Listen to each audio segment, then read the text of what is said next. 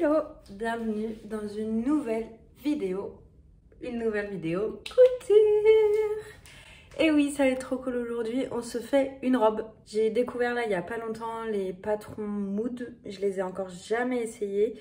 Ils sont gratuits et pour le coup, sur leur site en tout cas, il y a des modèles qui ont l'air ultra cool. Et aujourd'hui, on va se faire une petite robe chemise toute simple en lin bleu comme ceci.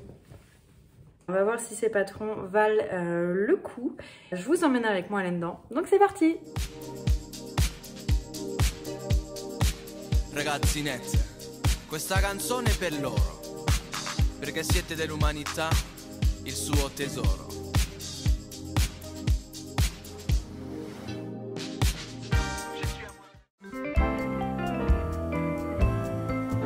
Alors, première étape, là du coup je vous ai dit, j'ai fait mes ourlets sur mes manches et j'ai surtout fixé mon thermocollant sur mes parties du col. Donc ce que je vais faire, c'est que je vais prendre le col et le prendre endroit contre endroit comme ça et je vais aller coudre là, là et là. J'ai fini mon col, je suis venue le retourner et le repasser pour que ce soit bien propre. Et là, pour vraiment tout figer, je vais aller surpiquer tout le tour comme ça, pouf, pour que ce soit bien net et que ça bouge pas.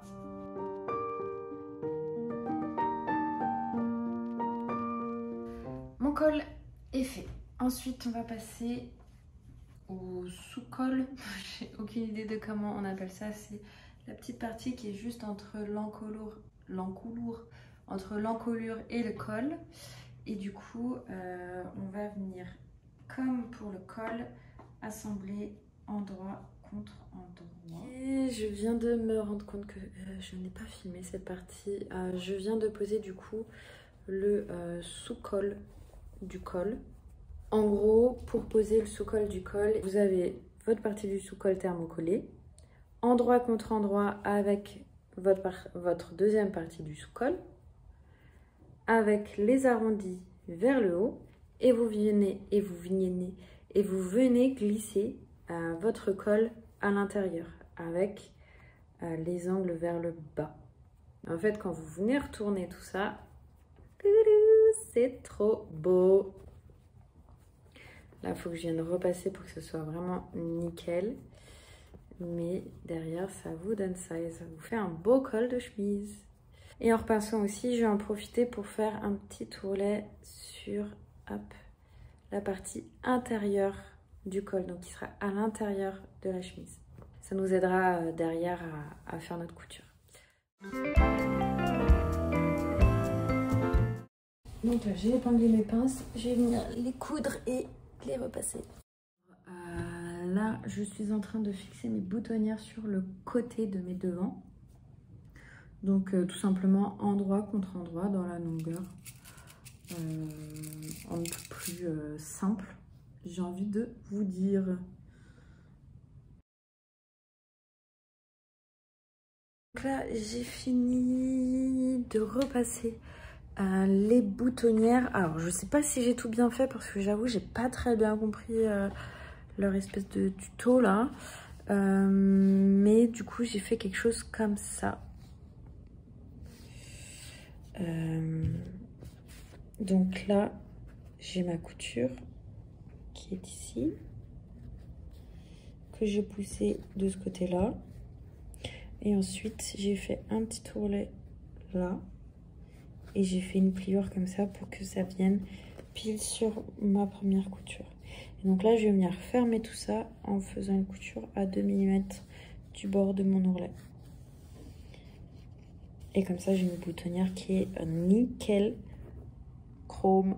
Voilà ce que ça donne. Hop, dans le bon sens, c'est mieux. Donc j'ai fait ça sur mes deux devants. Là... Ok, donc là, je vais venir assembler mes épaules. Donc, hop, mon dos et mes deux devants. Donc on va prendre ça endroit contre endroit, évidemment. Je suis en train d'épingler mon col et je m'aperçois finalement que mon encolure est beaucoup plus longue que mon col. Donc là, j'ai un problème. Mais en fait, je pense que c'est simplement parce que j'ai pas pris suffisamment large sur les épaules. Parce qu'en fait, dans la découpe du patron, ça fait un angle comme ça. Et je pense que cet angle-là, il est fait pour être lissé par l'épaule. Donc, je vais venir refaire ma couture et ensuite, normalement, ça passe au niveau du col. Et là, du coup, j'ai épinglé bien mon col en partant du milieu. Et donc bien endroit contre endroit. Et je vais venir coudre tout ça. En espérant que ça aille.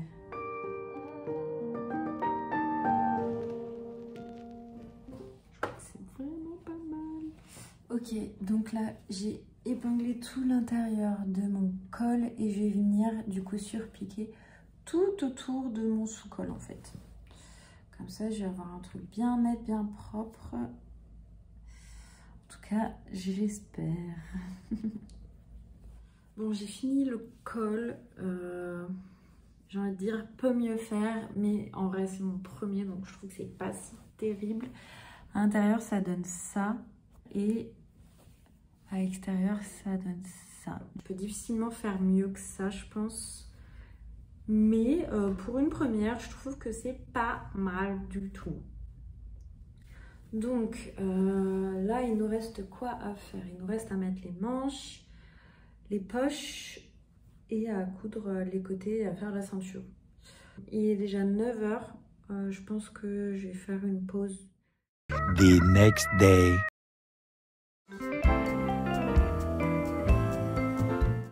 Hello, on est le lendemain. Et là, du coup, on va passer aux poches.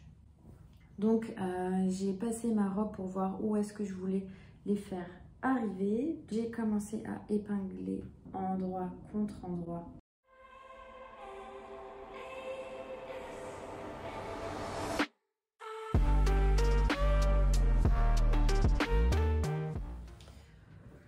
Ok, et maintenant, on va venir du coup repasser bien nos poches et venir assembler endroit contre endroit.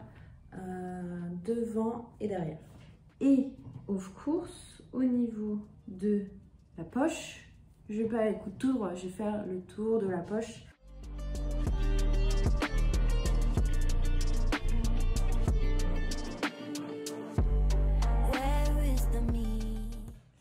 Alors, j'ai fini d'assembler les côtés, j'ai même carrément surjeter mes coutures, que ça bouge pas trop. Donc c'est pas sublimissime à l'intérieur parce que en fait j'ai pas de surjeteuse tout simplement. Mais franchement de dehors c'est nickel.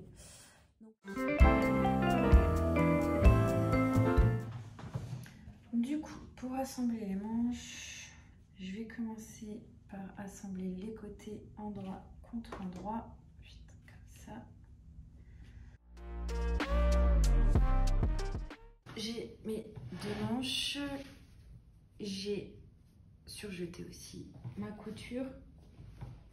Là, je vais venir hop, les enfiler là-dedans.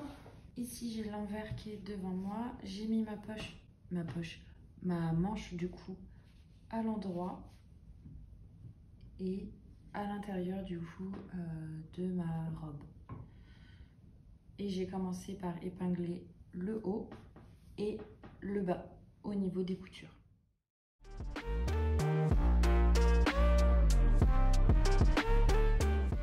Bon, d'aspect déjà c'est pas trop mal. J'espère que ça va. C'est bien, non? Ça m'a l'air vraiment pas mal du tout. Et bah écoutez, il me reste à faire la ceinture et les boutons. Alors du coup, pour ma ceinture, j'ai 4 morceaux comme ça. Dans un premier temps, je vais venir assembler mes 4 morceaux les uns à la suite des autres. Attention simplement à ce qu'on n'ait pas de tour. Hop. Et là, je vais tout simplement venir coudre tout le long, tout autour, comme ça, faire un grand rectangle en laissant quelques centimètres pour pouvoir tout retourner en fait. Do I have choices? Talking with you, but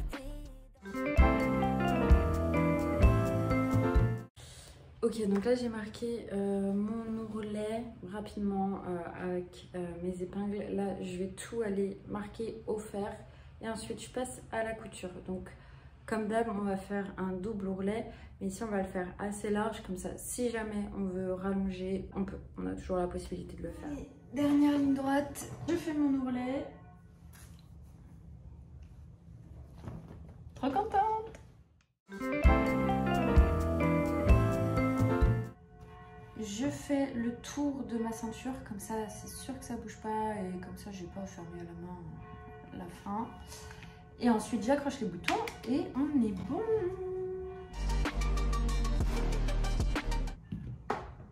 Oh, j'ai plus de fil. Oh, ça va être chaud. On croise les doigts pour pouvoir finir.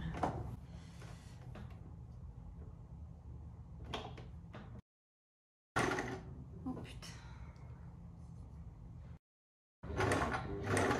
Allez, on peut le faire.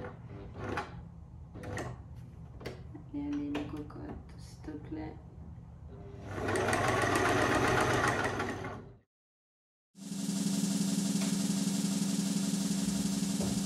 J'ai réussi à faire tout le tour de ma ceinture avec le peu de film qui m'est resté, donc je suis trop contente, ça c'est fait. Et du coup il nous reste qu'une chose à faire, ça va être de mettre du coup tous les boutons, des boutons pression qui se clipent. J'ai jamais utilisé ça, donc on va découvrir ça ensemble et j'espère que ça va bien rendre. Voilà, c'est le seul truc. Là, je suis en train de voir l'espacement de mes boutons sur ma robe. Donc là, pour le moment, je pars avec un espacement de 7 cm.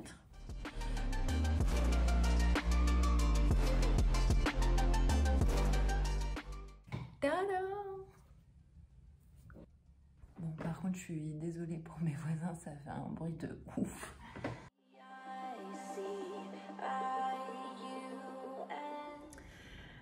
Ça y est, j'ai terminé la robe et elle est trop cool, regardez ça, elle est trop belle. Je suis trop contente, sincèrement ce patron est incroyable. J'avoue qu'il y a eu un moment où j'ai eu un peu peur, surtout au niveau de l'emmanchure. Et pour une fois, je pense que c'est le premier projet où j'ai aucun souci de taille au niveau de la poitrine ou au niveau des bras. Genre, je suis hyper à l'aise. Donc, je suis trop contente. Ah, franchement, elle est trop cool. Vous en pensez quoi? C'est aussi un des premiers projets où je prends vraiment mon temps pour faire chacune de mes coutures. Et sincèrement, quand on regarde à l'intérieur, c'est pas trop mal. Donc, je suis ravie de cette prouesse. Je suis ravie et ça vient d'un patron gratuit. Un patron de chez Mood Fabric qui est disponible. Et sincèrement, ils ont plein d'autres patrons trop stylés, gratuits aussi. Là, je me suis imprimé du coup une pile énorme de patrons. Donc, c'est pas le dernier qu'on fera ensemble, je vous assure. Franchement, je suis tellement contente du résultat. Genre, et les boutons, pression, sincèrement, je vais plus m'embêter du tout. Je suis vraiment super contente. Donc voilà, juste dites-moi ce que vous en pensez en commentaire. Dites-moi si ça vous tente que je fasse d'autres patrons de chez Mood. Vraiment, ils sont géniaux. J'espère aussi que mes explications étaient claires. Si ce n'est pas le cas, n'hésitez pas à me demander en commentaire un peu plus d'infos. Je vous les donnerai avec plaisir. Et moi, je vous dis du coup à très bientôt pour une prochaine vidéo. Ciao!